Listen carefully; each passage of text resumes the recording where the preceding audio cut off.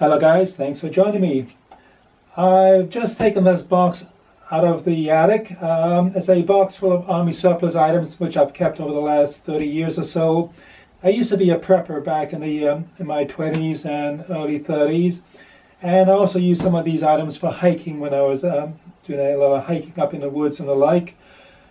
I've recently got rid of quite a lot of my military items, but I've kept all these items in this box here, and as I say, they now live in the attic. So I've taken out the box to show you what I've actually kept, and as I say, it's mostly army surplus items in here. So what we got here is a British Army belt. It's a 58 pattern webbing belt. I've had this for a very long time here. It's just the standard army belt that the British Army used from the late 50s up until the early 1990s and beyond. I've also got a pair of woolen gloves. These are actually inserts for the leather gloves. It's US Army issue. These actually belong to my father, and then I had them when I was in my teens. So that's probably the most sentimental items in here.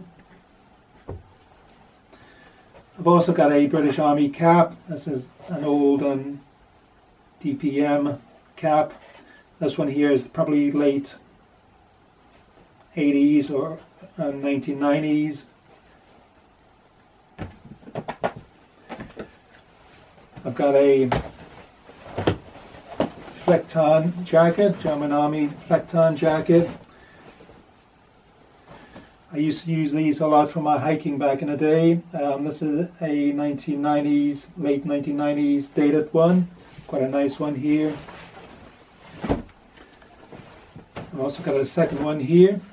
And as you can see, the camo pattern is slightly different between the two ones. This one here is a early 2000s jacket. A very effective camouflage, I find. A very comfortable jacket. And I wore these all the time when I was hiking back in the day.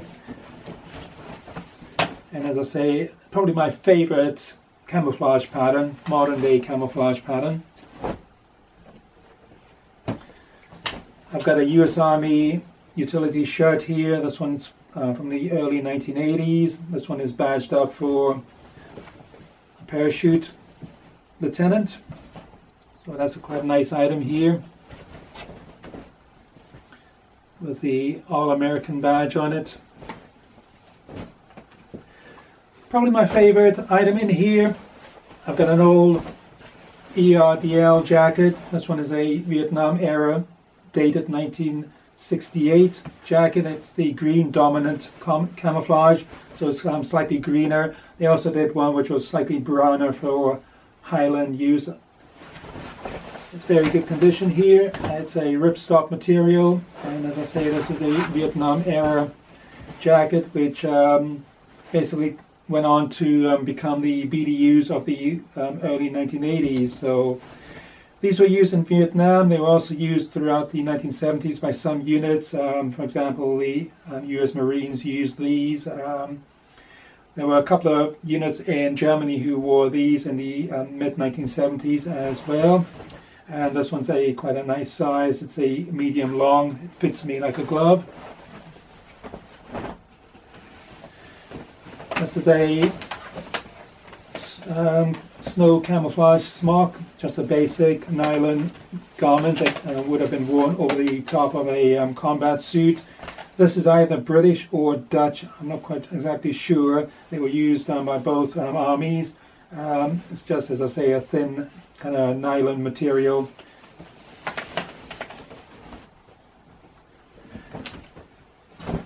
I've got an old 68 pattern jacket here. This is the very first one that I bought. I bought this one when I moved to the United Kingdom. This one here I bought way back in the late 1980s. It's the early to mid 80s version. The camouflage is slightly different to the earlier ones. This one had been badged up to a sergeant. I remember it had the sergeant stripes, which I obviously removed.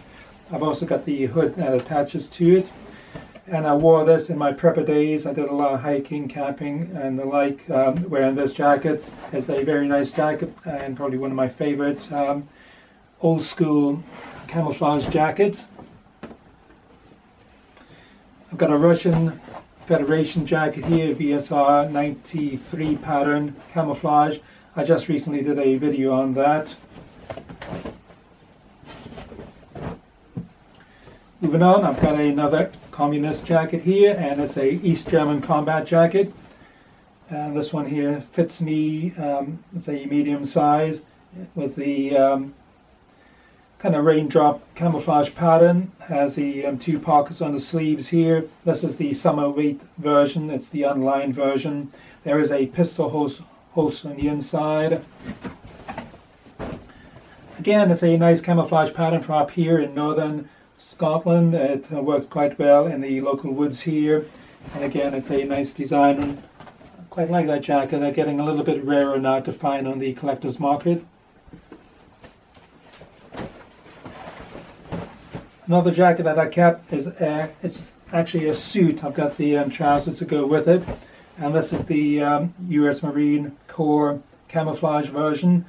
It's a early 2000s BDU uniform. Interestingly, this one here is badged up to the U.S. Navy. It does have the Marine Corps logo on the pocket here. And it has the Marine Corps camouflage pattern with the trademark in it. And what you find is that most of the US Navy personnel that were attached to the US Marines were medical personnel. So this one probably belonged to a medical orderly or medic or something. And this one came from Afghanistan. It was brought back by a British soldier, a Scottish soldier. I bought it from my local dealer. And obviously the soldier traded it for something in Afghanistan. It's never been worn. It's unissued. Well, it has been issued obviously, but it's unworn. It's in very good condition. Quite a nice item.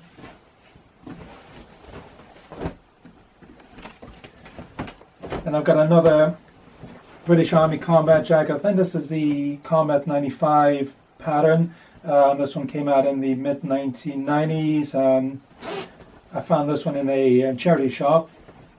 I've never worn this one here. It looks like it's been unworn. Looks like it is marked. It had belonged to a soldier, but it's in very good condition. So obviously it must have been a spare jacket or something. It's never been worn that much. It's almost brand new, and I've never worn it. I bought it cheap in a charity shop. As I say, it has all the Napoleon Parkers, all the features that the jackets had back in the 1990s.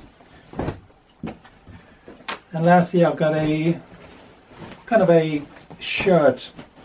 This one is badged up to the Royal Marine Commandos, has the commando badge on it and the flash on the top here.